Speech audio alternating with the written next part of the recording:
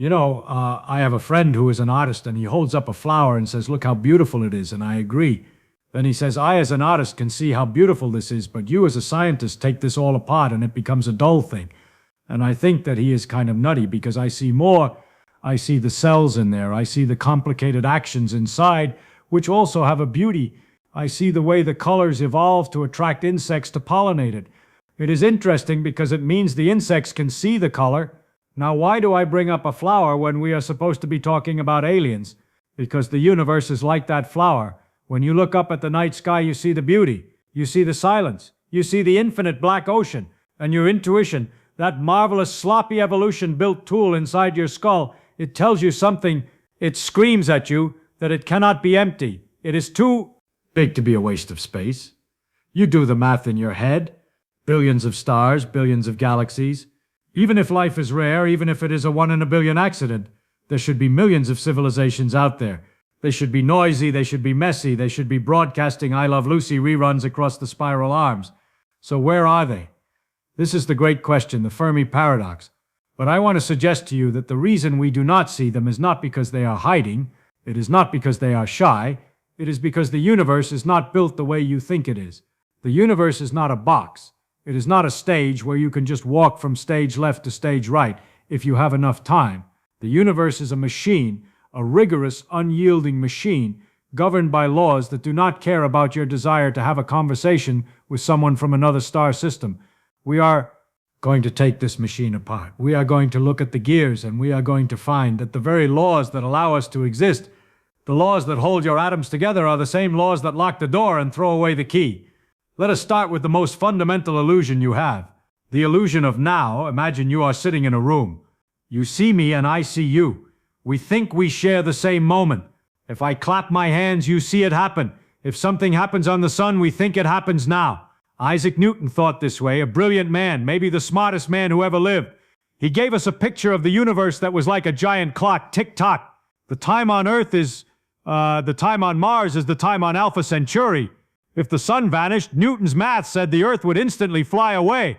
The gravity would stop, bam, instant. But nature said no. Nature played a trick on us. And it took hundreds of years to figure it out. It started with electricity. Think about a magnet. You have a magnet here and a compass needle over there. You wiggle the magnet and the compass needle wiggles. How does it know? Is there a string? No. Is there a fluid? No. Michael Faraday, a bookbinder, who did not know much mathematics but had a wonderful imagination. He visualized lines of force. He saw the space between the magnet and the needle, not as empty nothingness but as a medium, a field. Imagine a swimming pool, a vast calm swimming pool. If I am in the middle and I splash the water right next to me moves. Then that water pushes the next water and that water pushes the next water. It takes time for the splash to reach the edge. This is the secret. The field is real. The electromagnetic field is like a jelly that fills the universe. When you wiggle an electron, you shake the jelly. A wave travels out. We call that wavelight. Now here is the kick. Here is where reality gets weird. That wave in the jelly has a speed, a fixed speed. It is determined by how stiff the jelly is and how heavy the jelly is. In physics terms, we call these the permittivity and permeability of free space. You cannot change it. You can scream at the wave. You can push the wave. But the wave travels at the wave speed 300,000 kilometers per s. So if the sun disappears, the gravity wave, the ripple in the space-time jelly, has to travel to Earth. It takes 8 minutes. For 8 minutes, the sun is gone. But we are still orbiting nothing. We are orbiting a ghost. We are orbiting where the sun was. This delay is not just an annoyance. It is the fundamental speed limit of cause and effect. It is the speed of causality. If you could go faster than this speed, if you could send a signal instantly, you could break the universe. You could send a message back in time. You could kill your own grandfather. The universe protects itself from these paradoxes by imposing this limit. So think about our aliens. They are over there in the Andromeda galaxy, 2 million light-years away. That means the news of their existence takes 2 million years to get here. But it gets worse. It is not just about the delay. It is about the cost. Let us talk about energy. You have heard the equation E=mc quaid. Everybody knows it, but nobody thinks about what it really means. It means energy is mass. When you pick up a rock, it has mass. It is heavy. Now, if you heat that rock up, if you make the atoms inside it jiggle faster, the rock actually gets heavier. Not much. You cannot feel it, but it is measurable. The energy of the heat adds to the mass. Now imagine a spaceship, a big, beautiful spaceship. You want to go to the stars. You turn on the engines. Whoosh. You push. The ship goes faster. You have added kinetic energy, which is motion energy, to the ship. Since energy is mass, the ship has gained mass. It is now heavier than when it was standing still. You push again. It goes faster. It gets heavier. As you get closer and closer to the speed of light, that speed of the ripple in the jelly, the ship becomes incredibly heavy. The mass shoots up towards infinity. To get that ship to reach the speed of light, you would need infinite energy to push the infinite mass. There is not infinite energy in the universe, so you are stuck. You can get close. You can get to 99%, maybe 99.9%, but every decimal point costs you more than all the energy the human race has ever produced. Nature says you can look, but you cannot touch. I used to work with cyclones. We take tiny little particles, protons or electrons, and we spin them in circles using magnets. We push them with electric fields. Kick, kick, kick, faster, faster, faster. And you know what happens? As they get near the speed of light, they get so heavy that the magnetic field cannot hold them in the circle anymore. They fly out. We have to design the machine to account for the fact that the electron, this tiny nothing of a particle, becomes a monster of mass. This is not theory, this is engineering. We build machines based on this. So when people say, oh, the aliens will have warp drive, they will have anti-gravity, they are talking about magic. They are assuming the laws of physics are wrong. But the laws of physics are the most tested things in human history. The door is locked by the weight of the universe itself. But wait, you say maybe they do not need to go fast. Maybe they just take a long time. They have cryosleep. They have generation ships. Well, now we have to talk about time. And this is where your brain is going to hurt a little bit. That is okay. It is supposed to hurt. We think time is a flow. Past is gone. Future's not happened. Now is the only thing that is real. Einstein taught us that this is wrong. Imagine a loaf of bread. No, better yet, imagine a sausage. A long, infinite sausage of space. One end is the Big Bang. The other end is the heat death of the universe. The whole thing exists at once. It is a block universe. You and I, we are slicing this sausage. Rar now is a slice straight across the sausage, like slicing a cucumber. Everything in that slice happens at the same time. But if someone is moving, if an alien is in a spaceship moving relative to us, they are slicing the sausage at a different angle. This is hard to visualize. Let me try it this way. Imagine you are on a train. I am on the platform. The train is moving. You shine a light from the floor to the ceiling. To you, the light goes straight up and down, up, down. Simple. But to me, watching from the platform, the train has moved while the light was traveling. So I see the light go up at a slant and come down at a slant. It travels a triangle path. The hypotenuse of a triangle is longer than the vertical side. So for me, your light traveled a longer distance. But remember, the speed of light is constant. It cannot change. So if the light traveled a longer distance at the same speed, it must have taken more time. Your time has slowed down relative to mine. This means time is personal. It is private. My clock and your clock do not agree. Now apply this to the galaxy. If there is an alien civilization in the Andromeda galaxy, and they start moving towards Earth, their slice of the sausage tilts. They're now what they consider to be happening at this exact moment, suddenly sweeps into our future. If they stop and turn around, there now sweeps into our past. We are not living in a shared reality. We are living in a collection of private time bubbles floating in a four-dimensional geometric block. This separation means that contact is a very messy idea. By the time they see us, we might already be dead. By the time we see them, they might not have been born yet. The universe is vast, not just in space, but in the disconnect of time. Okay, Feynman, you say, forget the spaceships. What about radio? Why do we not hear them on the radio? I love radio. It is just light that you cannot see. It is the same wiggling of the electromagnetic field, just slower wiggles. But there is a problem called the inverse square law. Imagine I have a can of spray paint. I spray a dot on the wall from 1 inch away.